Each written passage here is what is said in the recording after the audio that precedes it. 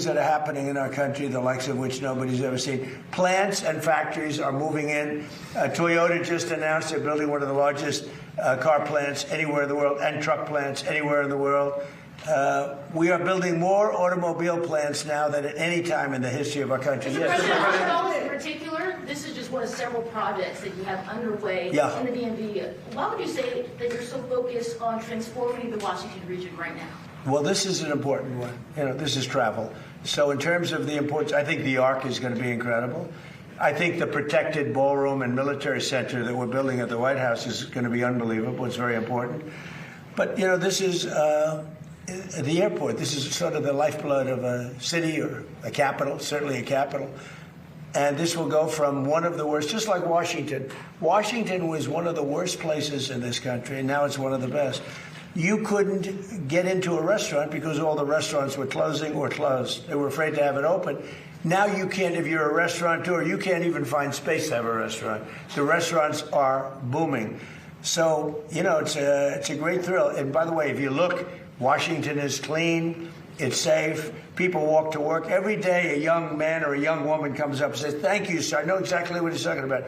They couldn't wait. They were afraid to walk to work. Now they literally walk to the White House. Washington is now a beautiful and clean. We got rid of the graffiti. 78 monuments and different things have been cleaned. They were strewn with graffiti. We had 28 fountains that not one of them worked. For years, for decades, they haven't worked. They're all up in service, and nobody's seen anything like it. We have it clean. We're changing all the grass at all the parks. That's going to be changed very shortly. The parks are, because the grass is grass is like human beings. Grass is a life also. And we're raking, cleaning, and changing all of the parks. We don't have people. We don't have the tents anymore. We don't have all the barbed wire up. We don't have the wire up. Washington's become a beautiful city. It's become a hot city. But, even more importantly, the United States right now is the hottest country anywhere in the world. Mr. President, just a point of clarity on the airport.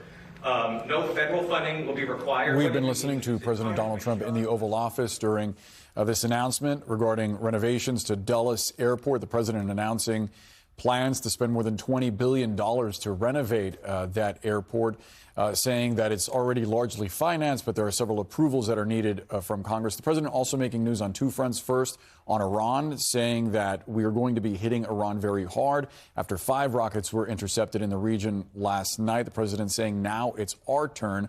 Also being asked about the testimony of Dr. Anthony Fauci today on Capitol Hill. The president there saying that he disagreed with him on a lot, saying that he inherited Dr. Fauci, then making the claim that many more people died from COVID under President Biden than during his term. That is factually correct in terms of raw numbers, but there's important context missing there. The outbreak happened with less than a year of President Trump's first term, with less than a year of him still in office. Vaccines were not deployed until December of 2020. Notably, President Biden had to deal with several waves of coronavirus, Delta and Omicron, over again, years of his term in office. It's a claim that is misleading at best. You also had Biden, who it claimed at one point that he would sort of take credit for the decline in COVID deaths. These numbers have been politicized over and over again. Trump's claim there is certainly misleading. It is of note that death rates were actually higher in some areas that were pro-Trump, where there was some reticence to vaccines. So as we witnessed all of this play out on Capitol Hill today and the politicization still years later of the COVID pandemic, we're just seeing it play